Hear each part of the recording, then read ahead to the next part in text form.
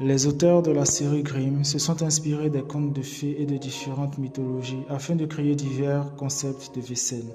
Aujourd'hui, nous allons faire le lien entre nos créatures surnaturelles préférées et les mythes et légendes à leur origine.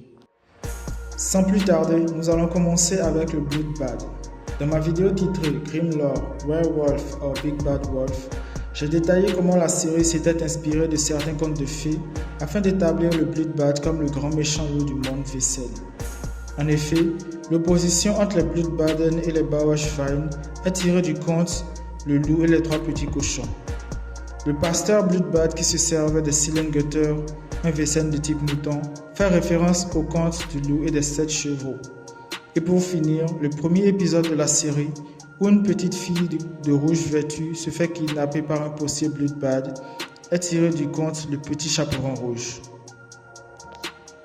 Mais le lore du Blood-Bad ne s'arrête pas là, car il a aussi la représentation du loup-garou.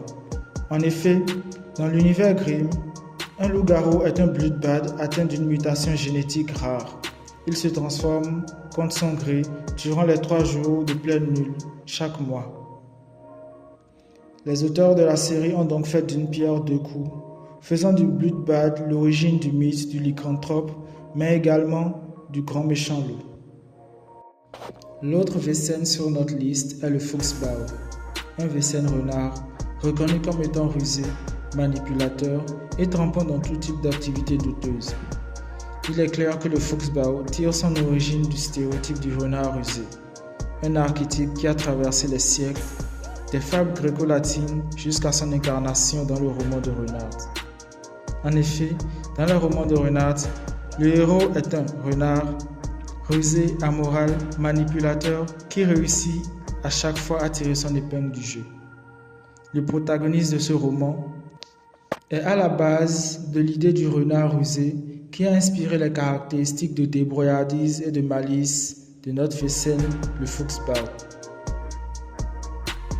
Le troisième Wesen sur notre liste d'aujourd'hui est le Bauerschwein, dont l'histoire est étroitement liée au Blood-Bad. Le lien entre ces deux Wesen trouve son origine dans le conte de fées, du loup et des 3 petits cochons.